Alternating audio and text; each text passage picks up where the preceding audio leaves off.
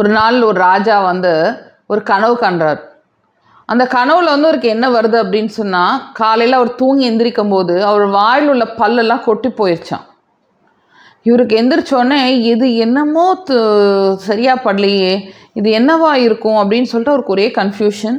அவர் என்ன பண்ணுறாரு, அவர் மந்திர சபையை இது பண்ணுற அசம்பிள் பண்ணிவிட்டு அவர் கேட்குறாரு, ஏன்பா நான் வந்து எனக்கு இப்படி ஒரு கனவு வந்தது, என்னவா இருக்கும்னு நினைக்கிறீங்க அப்படின்னோடனே எல்லாருமே ஒவ்வொரு விஷயம் என்னவா இருக்கும் என்னவா இருக்கும் என்னவா இருக்கும்னு திங்க் பண்ணிகிட்டு இருக்காங்க. அப்போ வந்து ஒரு மந்திரி வந்து என்ன சொல்கிறாருன்னா, ராஜா உங்களுக்கு வந்து பல்லெல்லாம் கொட்டி போயிடுச்சு அப்படின்னா இப்படியா இப்போ என்னென்னா உங்கள் ஃபேமிலியில் எல்லாருமே இறக்க போகிறாங்கன்னு அர்த்தம் அப்படின்னு சொல்கிறாரு.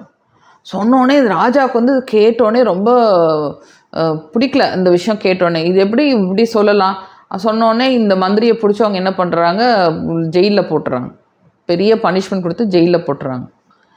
அப்புறம் திருப்பி வந்து அடுத்த நாள் வந்து அவர் கேட்குறாரு, எனக்கு யாராச்சும் ஒருத்தர் விட சொல்லுங்கள், எனக்கு ரொம்ப தலையில் பிச்சுக்கிற மாதிரி இருக்குது, எனக்கு கண்டிப்பாக என்னோடய கனவுக்கு விட வேணும், என்னவா இருக்கும்னு நினைக்கும் போது அப்புறம் இன்னொரு மந்திரி சொல்கிறாரா, ராஜா இதோட அர்த்தம் நான் வந்து போய் நிறைய பேரை கேட்டேன், நிறைய படித்து தெரிஞ்சுட்டு வந்தேன். என்ன அப்படின்னு பார்த்தீங்கன்னா, உங்கள் பல்லெல்லாம் கொட்டிருச்சு அப்படின்னா எனக்கு என்ன சொன்னாங்க அப்படின்னா, நீங்கள் தான் வந்து உங்கள் குடும்பத்திலே அதிக நாள் வாழ போகிறீங்க அப்படின்னு சொல்கிறாரு.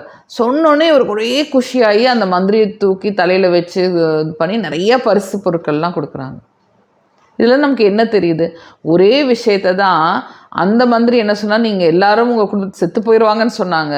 ஆனால் இந்த மந்திரி என்ன சொன்னார், இது உங்கள் குடும்பத்திலே நீங்கள் தான் அதிக நாள் வாழ போகிறீங்கன்னு சொன்னாங்க. ஓகே, ஒரே விஷயத்த வேறு மாறி சொல்லும்போது அது வந்து வேறு மாதிரி வந்து தோணுது இல்லையா? ஸோ நம்ம வாழ்க்கையிலையும் அப்படி தான், எல்லா விஷயங்களுமே நம்ம சொல்கிற விதத்தில் தான் அது சரியாக போய் சேருதா சரியாக போய் சேருது இல்லையான்னு தெரியும்.